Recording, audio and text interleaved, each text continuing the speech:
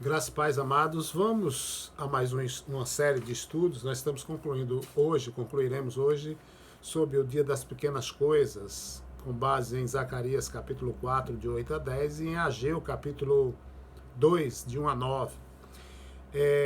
Zacarias 4, de 8 a 10, a palavra de Deus diz assim: E veio a mim a palavra do Senhor dizendo: As mãos de Zorobabel lançaram os fundamentos desta casa, e elas mesmas a terminarão. E vós sabereis que o Senhor dos Exércitos é quem me enviou a vós outros.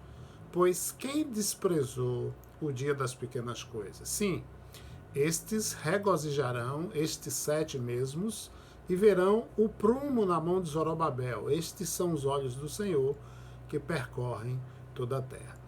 Nos 2 estudos anteriores, nós vimos o remanescente que saiu da Babilônia, rumo à Terra Prometida, para construir ali o templo, né? E chegamos a 3 princípios básicos que nos foram dados no primeiro estudo. Primeiro, que a gente não deve olhar para as aparências externas, mas a gente deve se certificar de que está no centro da vontade de Deus. Segunda coisa é que a gente não deve se permitir ser enganado pela grandeza exterior, tá? Que é algo que, infelizmente, está enraizado em nós. Mas a gente deve aprender a conhecer, a discernir o tempo de Deus. E terceiro, que se algo é da vontade de Deus e está de acordo com o tempo de Deus, então a gente não deve temer. A palavra de Deus diz em Zacarias capítulo 4, versículo 6, que não é nem por força, nem por poder, mas pelo meu Espírito, diz o Senhor. Então, vimos o primeiro princípio, vamos ver o segundo princípio, né? E o terceiro também. O segundo princípio sobre o Dia das Pequenas Coisas nos mostra algo interessante, porque se o segundo princípio diz assim: não seja enganado pela aparência externa, mas conheça e tenha discernimento quanto ao tempo de Deus. É importante a gente entender a partir de outros textos da palavra sobre essa temática, tá? Por exemplo, Eclesiastes capítulo 3, versículos de 1 a 3 diz assim: tudo tem o seu tempo determinado e há tempo para cada propósito debaixo do céu. Há tempo de nascer e tempo de morrer. Tempo de plantar e tempo de se arrancar o que se plantou. Tempo de matar, tempo de curar, tempo de derribar e tempo de edificar. Ou seja, o tempo muda, né? E se você é sábio, você conhece o tempo. O próprio autor de Eclesiastes, no versículo 5, ele vai dizer: e o coração do sábio conhece o tempo e o modo. E isso, na verdade, vai autenticar aquilo que nos é dito em 1 Crônicas, capítulo 12, versículo 32, falando sobre uma família que era especialista em discernir o tempo naqueles dias.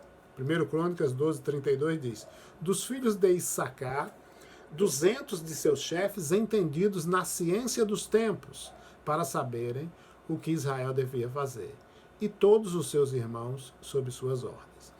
No Novo Testamento, nós vemos também, em Hebreus capítulo 1, versículo 1 e 2, algo interessante sobre o conhecimento dos tempos e principalmente sobre o fim desses tempos, tá? Porque Deus fala através do seu Filho. A Bíblia diz, Hebreus 1, 1, 2, havendo Deus antigamente falado muitas vezes e de muitas maneiras aos pais pelos profetas, nesses últimos dias a nós nos falou pelo seu Filho. Então a gente tem o conhecimento dos tempos e a gente tem o fim dos tempos. Deus tem falado pelo seu Filho. Então a gente vai perceber que esses versículos e seus contextos estão estabelecidos num tempo de crise, num tempo de mudança, num tempo em que as crises eram muito grandes e as mudanças eram muito significativas. Então, para cada propósito existe um tempo e existe um modo de atuação. Um homem sábio é diferente de um homem tolo, né? O homem sábio, ele conhece o tempo, e pelo fato dele conhecer o tempo, obviamente, ele vai conhecer a forma, saber como agir. E se você age fora do tempo, ou se você tenta viver contra o tempo, você pode se esforçar demais, mas não vai funcionar, porque há um tempo para cada coisa, há um tempo pré-determinado para cada propósito. Então, por exemplo, Jesus, né? Capítulo 7 de João, há um momento especial em que Jesus diz assim: ainda não é chegada a minha hora. Esse não é o meu tempo. O vosso tempo está sempre presente, mas o meu tempo ainda não é chegado. Olha que interessante, na verdade, porque para o Senhor Jesus existia uma hora, existia um tempo, e isso era muito importante para a sua vida. Nosso Senhor, ele nunca faria qualquer coisa fora de tempo, ou seja, fora da temporalidade, fora do tempo de Deus. Ele não apenas fazia a vontade de Deus, mas ele fazia a vontade de Deus no tempo de Deus. Então, enquanto o tempo ainda não havia chegado, ele não se movia. E quando Jesus diz isso, é num contexto interessante, porque os seus irmãos, né, não criam nele naqueles dias, obviamente, e dizem, capítulo 7, de 1 a 10, você vai encontrar essa narrativa lá em João, né? Se você quer ficar famoso, os irmãos de Jesus dizem isso para ele, por que você fica aqui nesse vilarejo das montanhas? Vá para Jerusalém, onde as pessoas, né, estão, e aí você vai ficar famoso. É aqui que Jesus diz, olha, o meu tempo é diferente do de vocês. Então, amados, o tempo de Deus é o segundo princípio que a gente precisa entender. A gente precisa compreender não apenas a vontade de Deus, mas também o tempo de Deus. E, na verdade, existem tempos diferentes. Há dias de grandes coisas e também há dias de pequenas coisas. Aquilo que você faz vai depender do dia em que você está vivendo. Por exemplo, se você tivesse vivido nos dias de Salomão, você teria experimentado um dia de grandes coisas. Se Salomão tivesse construído um templo pequeno, isso teria sido uma desgraça naquele tempo, porque era algo fora de propósito para a sua ocasião. Ele tinha que construir um grande templo, porque aqueles dias eram dias de grandes coisas. Agora, o remanescente que saiu ali do cativeiro da Babilônia, né, se ele tivesse planejado e construído algo grandioso, isso os teria colocado fora do tempo e fora da ordem de Deus, porque para com o remanescente, o dia era de pequenas coisas. Evidentemente que aquele remanescente foi encorajado no sentido de que haveria ainda um dia de coisas maiores. E quando o Senhor Jesus voltar, ele vai edificar a sua igreja de todas as nações, de todas as tribos, de todos os povos, de todas as línguas, e ele vai edificar a sua igreja. E será uma igreja gloriosa que será apresentada ao Senhor. Então, isso é realmente algo maior. Qual é a natureza do nosso dia, né? Não é possível a gente repassar tudo o que aconteceu ao longo da história, mas é importante a gente salientar uma coisa. Se o dia de hoje ele for separado para a obra de restauração de Deus, então esse é o dia das pequenas coisas, né? Lembre-se de que o remanescente ele retornou para reconstruir a casa para o testemunho de Deus, né? E era a obra de restauração de Deus, e você nota que Deus diz a eles que não desprezassem o dia das pequenas coisas. É o que está afirmado lá em Zacarias capítulo 4.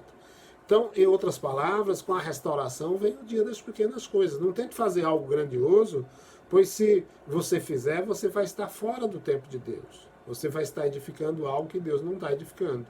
Então, em nossos dias, né, a gente tem percebido que se de fato a gente está vivendo o dia das pequenas coisas, é a nossa responsabilidade, né, não somente aprender ou entender que é esse o tempo, mas ser fiel, né, nas pequenas coisas. Porque se você for fiel em poucas coisas, então o Senhor vai lhe colocar sobre coisas maiores. É o que a palavra de Deus diz. Então os olhos do Senhor, como diz Zacarias 4:10, percorrem a terra. O que os olhos do Senhor estão procurando? O Senhor queria ver aquele prumo nas mãos de Zorobabel. Então quando o Senhor viu, ele se alegrou. Hoje, nos nossos dias, os olhos do Senhor estão percorrendo a terra, né? O que o Senhor está procurando? Ele busca qualquer um que tenha um prumo em suas mãos. O prumo é uma ferramenta, um instrumento usado na construção de edifícios, né? De forma que ele seja edificado de maneira correta, de acordo com a vontade de Deus. E o que importa não é o tamanho, se é grande ou pequeno, tá? O que importa é a obra, né? É se ela está de acordo com a vontade de Deus e se ela está sendo feita no tempo de Deus. Então, não temos que desanimar. Dias difíceis, dias complexos, né? O versículo 6 do capítulo 4 de Zacarias diz assim: se algo é da vontade de Deus e está de acordo com o tempo de Deus, então não fique temeroso de não ter o poder de Deus. pois não é por força nem por poder, mas pelo meu Espírito, diz o Senhor. Então, esse é o terceiro e último princípio, que é muito simples, né? Se você está no centro da vontade de Deus e também está no tempo de Deus, você não tem que desanimar. O Senhor diz lá em Ageu capítulo 2, versículo 4, seja forte porque eu estou com vocês. Estou com você, Zorobabel, eu estou com você, Josué, eu estou com você, remanescente. Tá? Não é força ou poder, mas é a ação do Espírito operando naquilo que está sendo feito para a glória de Deus. A obra, na verdade, não é feita por nós, mas pelo Espírito de Deus. O que importa não é quão poderoso a gente esteja imaginando que seja a obra. O que importa realmente é responder à pergunta: será que a presença do Senhor está aqui? Né? O Senhor diz, eu estou com você. Quando 2 ou 3, por exemplo, estão reunidos em meu nome, ali eu estou no meio de vocês. Isso é o que importa.